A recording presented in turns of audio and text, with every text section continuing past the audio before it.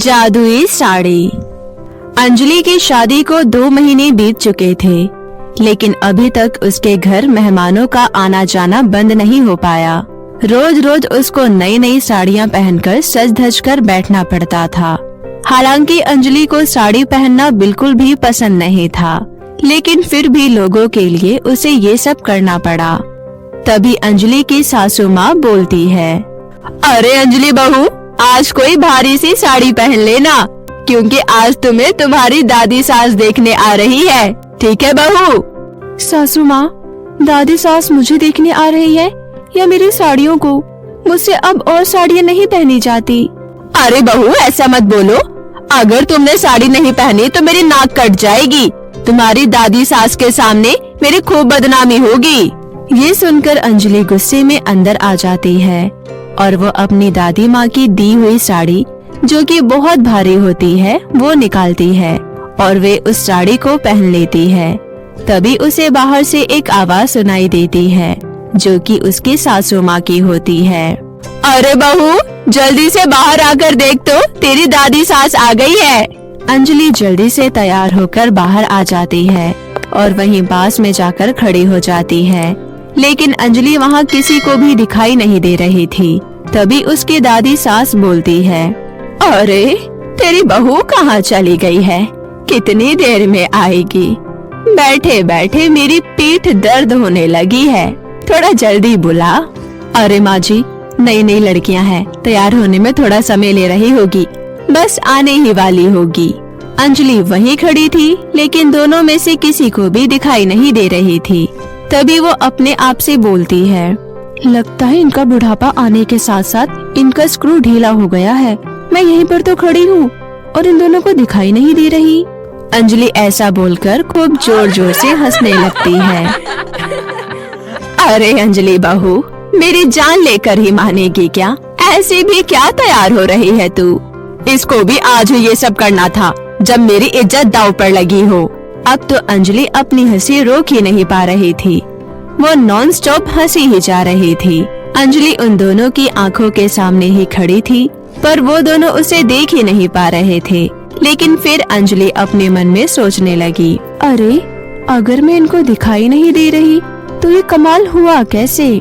उसे कुछ समझ नहीं आया और फिर वहाँ से अंजलि अपने कमरे में चली जाती है। फिर जैसे ही वो अपने कमरे के आईने के सामने जाती है, फिर वो चीखते हुए कहती है, अरे ये क्या?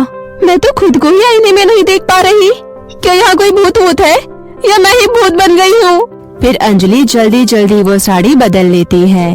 अंजलि जैसे ही साड़ी बदलती है, वो खुद को आईने में देख पाती है। ये कैसी लीला है? मेरी दादी की दी हुई साड़ी में ये कैसा जादू, जिसे पहनने से मैं अदृश्य हो जाती हूँ? अरे वाह भगवान जी, मुझे तो लग रहा है जैसे तुमने मेरे हाथ में जादू की छड़ी ही दे दी हो। एक दिन अंजलि की सास और उसकी ननद अंजलि के बारे में बुराई करते हुए बातें कर रही थी। तभी वहाँ अंजलि अपनी दादी की दी हुई वही साड़ी पहनकर आती है और उन्हीं के पास जाकर बैठ जाती है। मम्मी, पता नहीं भाभी को क्या हो गया आजकल, उनके बनाए खाने में भी स्वाद नहीं आता। और पता है, मैंने कल उनसे कहा पकोड़े बनाने को, उन्होंने साफ मना कर दिया। अरे दिन भर तो वो अपने मेकअप में लगी रहती है, खाने में कहाँ से उसका ध्यान आएगा? भैया ने भी उसे सर चढ़ा रखा है, देखा नहीं कितना उसको घुमाने के लिए बाहर ले जाते हैं। अंजलि ये सारी बातें सुन रही थी और वो अपने आप से बोलती है, अच्छा तो मेरे पीठ पीछे ऐसी बातें होती है, अभी मजा चखाती हूँ इन्हें। अंजलि अपने कमरे में जाकर खिड़की खोल देती है, जहाँ से बहुत तेज हवा अंदर आने लगती है। तेज हवा के कारण अंजलि के पति समीर की फाइल यहाँ वहाँ फैल जाती है, जिसे देखकर समीर बहुत गुस्सा करने लगता है। अरे माँ, आप लोग ये क्या कर रहे हो? पूरी फाइल आप लोगों ने मेरी हवा में फैला दी। आज ही मेरी मीटिंग है, अब मैं इतनी जल्दी सब कुछ कैसे अरेंज करूँगा? पता नहीं कागज कहाँ उड़कर चले गए। हे राम, हे भगवान, अब यहाँ अगर अंजलि होती तो मेरी मदद कर देती। लेकिन भैया, हमें नहीं पता कि ये खिड़की किसने खोली, हम दोनों तो यही कब से बैठे हुए थे। अब तुम दोनों चुप ही रहो, मुझे पता है कौन क्या कर रहा है। ये सब देखकर अंजलि खूब जोर जोर से हंसती है और अपने आप से बोलती है, हाय, आज इन्होंने मेरा दिल ही जीत लिया। और इन दोनों को अच्छा सबक मिल गया। अब अंजलि को हथियार मिल गया था। जब भी उसको मजे करने का मन करता, वो वही साड़ी को पहनकर घर में कुछ भी उथल पुथल करने लगती थी। तभी एक दिन सास खुद के लिए किचन में खीर बना रही थी। तभी वहाँ अंजलि जादुई साड़ी पहनकर पहुँच जाती है। अच्छा हुआ बहू सो रही है, अब मैं खुद के लिए स्वादिष्ट खीर बनाऊंगी। अच्छा जी, इन सासू माँ को तो देखो, अभी सुबह तक तो इनके हाथों में बड़ा दर्द हो रहा था और अब चुपके चुपके खीर बना रही है। अरे जल्दी जल्दी ये मेवे भी काट के डाल देती हूँ, वरना ये बहू जग गई ना तो 10 सवाल करेगी। अंजलि हंसते हुए बोलती है। हाँ हाँ डालिए डालिए, मैं भी एक मजेदार ग्रेडियंट डाल दूंगी, और वो है नमक। अब अंजलि सासू माँ की बन रही खीर में खूब सारा नमक डाल देती है, जिसका पता सासू माँ को नहीं चलता, क्योंकि अंजलि ने तो जादुई साड़ी पहनी होती है। थोड़ी देर में खीर बनकर तैयार हो जाती है। सासू माँ खीर लेकर टेबल पर बैठती है। अरे वाह, मेरी तो स्वादिष्ट खीर बनकर तैयार हो गई।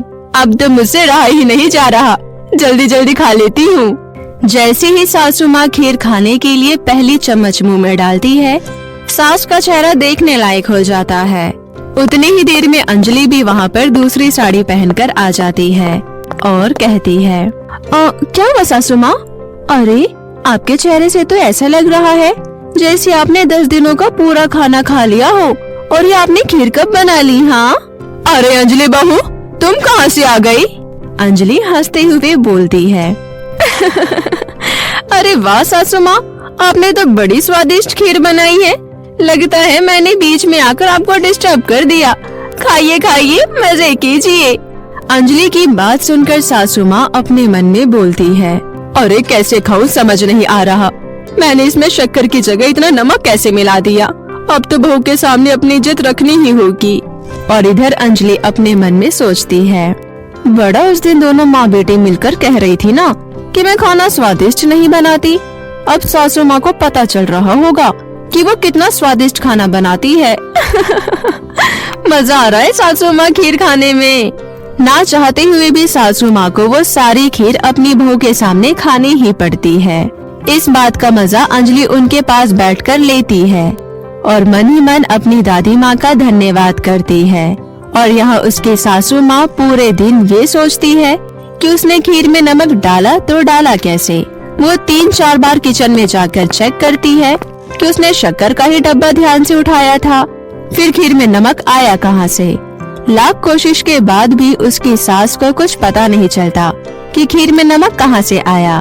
और इधर अंजलि अपनी जादुई साड़ी की मदद से अपना खुशहाल जीवन जीने लगती है। तो मेरे प्यारे दोस्तों, कैसी लगी आपको हमारी ये कहानी? हमें कमेंट करके जरूर बताएं और इसे अपने दोस्तों के साथ भी शेयर करें। और हाँ दोस्तों, अगर आपने अब तक मेरे चैनल को सब्सक्राइब नहीं किया है तो प्लीज जल्दी से नीचे लाल बटन दबाकर अभी कर ले। तो मिलते हैं आपसे फिर किसी नई कहानी के साथ। तब तक के लिए आप अपना ध्यान रखें। बाय बाय दोस्तों।